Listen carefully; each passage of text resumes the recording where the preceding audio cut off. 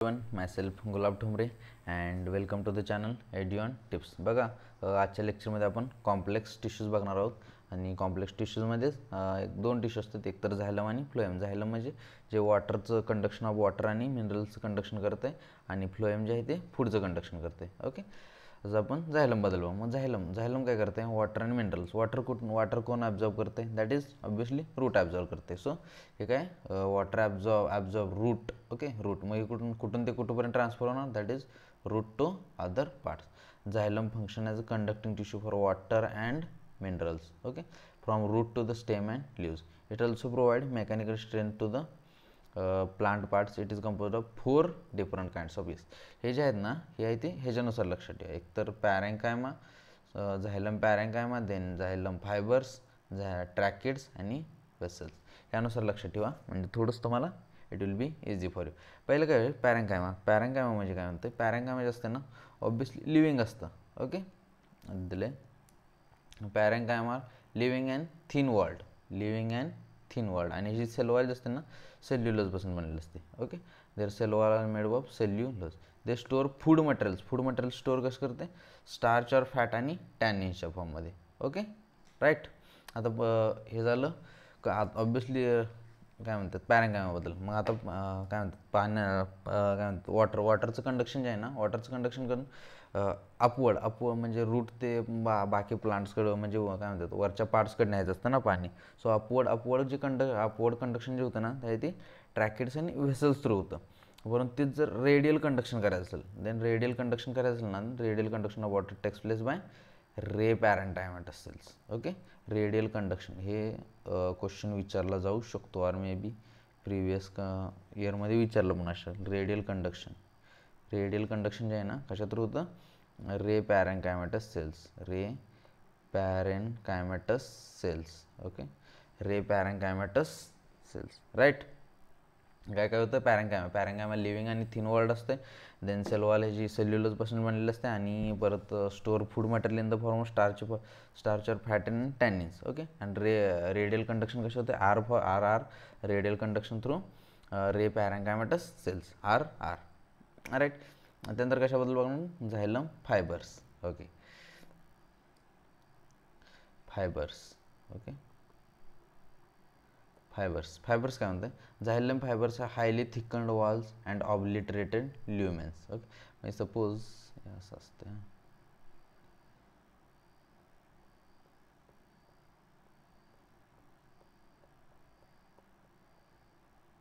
म्हणजे काय म्हणलेलं? Highly thickened walls. Okay, thickened walls आहेत, राईट. आणि त्यानंतर काय म्हणतं? Obliterated lumen. This one part is the lumen.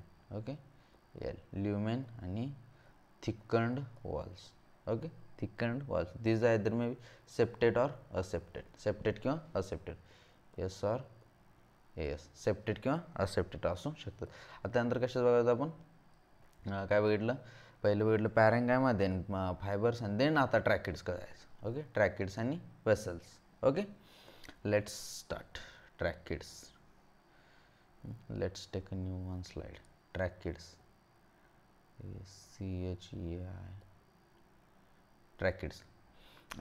Tracheids are elongated or tube-like cells with thick and lignified walls at tapering ends. Okay, म्हणजे ट्रॅकिड्स असतं ना, ट्रॅकिड्स थोडंसं ऑलमोस्ट सिमिलर टू फायबर सारखं दिसतं. म्हणजे हे जी ट्रॅकिडची डायग्राम येतं थोड्या काय म्हणले? Tracheids are elongated tube like cells with thick and lignified walls at tapering ends. Okay, ही ऑब्वियसली ही एंड जे आहेत ना टेपरिंग असते. ओके, शी टेपरिंग. ओके, थिक ही डायग्राम जे आहे ना याची लक्षात ठेवा. ओके, डायग्राम ट्रॅकिड्सची डायग्राम, राईट. काय म्हणताय? These are dead and are without protoplasm. Dead म्हणजे without protoplasm.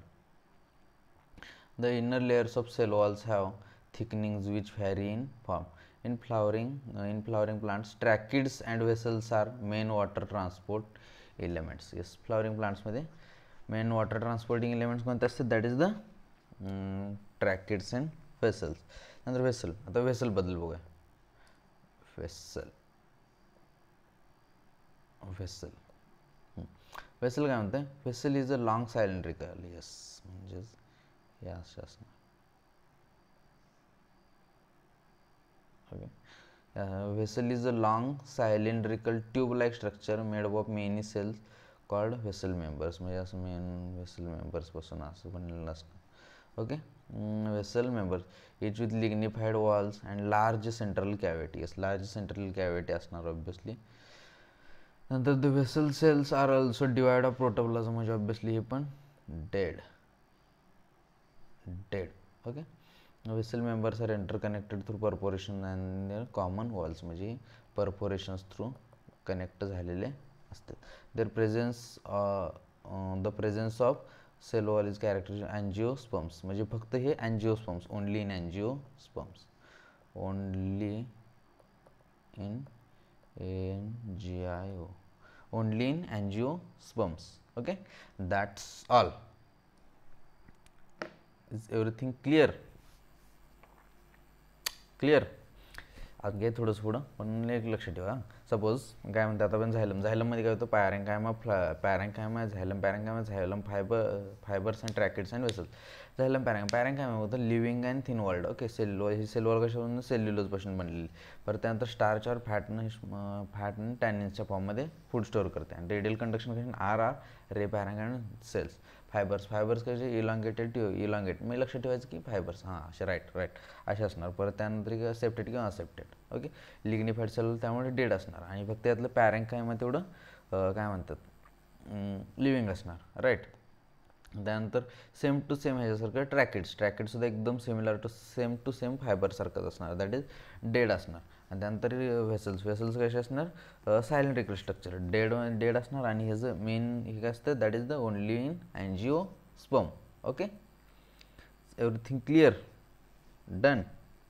ओके, ठीक आहे. आता काय म्हणतं आहे, primary xylem is of 2 types. Okay, just a minute. Primary xylem is of 2 types, that is protoxylem and metaxylem. Okay, protoxylem and metaxylem. Protoxylem the first formed primary element.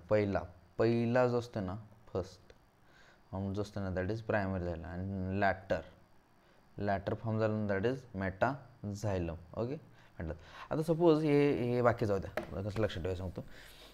Suppose एक घर असते, आजोबा काय असतात, घर आहे, सपोज घर आहे. मग घरात काय असते, घराच्या बाहेर सपोज घराच्या बाहेर म्हणजे एक व्हरांडा वगैरे असते, हां राईट. मग घरात अशा सपोज 2-3 खोल्या असतात. म्हणजे सगळ्यात आत बेडरूम, परत मग एक आत बाहेर एक रूम असणार, परत त्याच्या बाहेर एक असे 3 रूम्स असतात, राईट.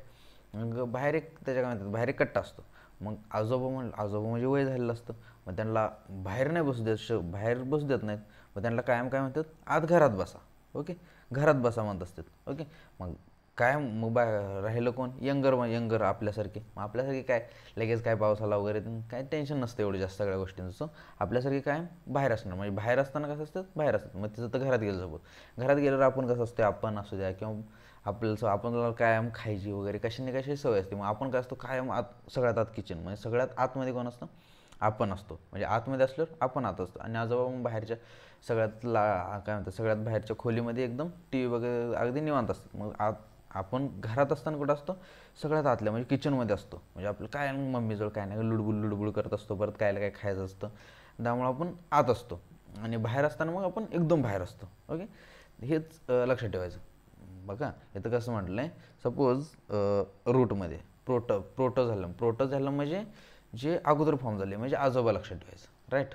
प्रोटोझायलम म्हणजे आजोबा, आणि मेटाझायलम म्हणजे आपण, म्हणजे लॅटरचे फॉर्म झाले. इन स्टेम कसं असतं, बाहेर असतं, राईट.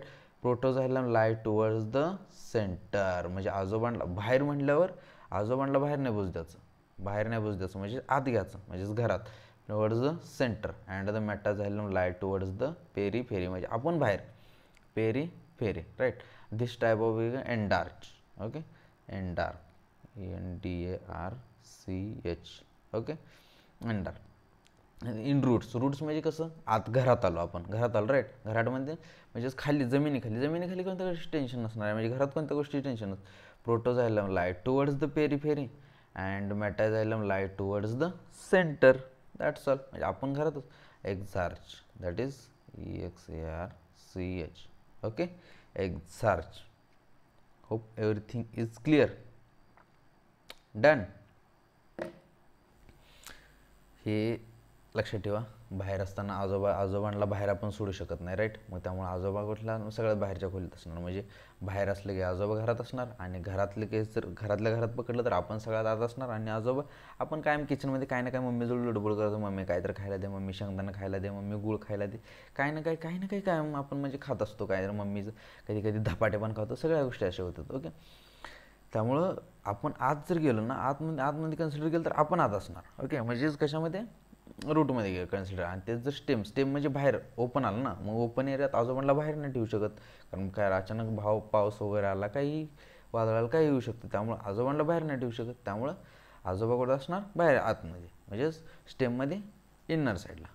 ओके, अगोदर आजोबा आपल्या अगोदर आले, दॅट इज प्रोटो. आणि नंतर कोण फॉर्म झालं तर आपण, दॅट इज मेटाझायलम, एंडार्क आणि एक्झार.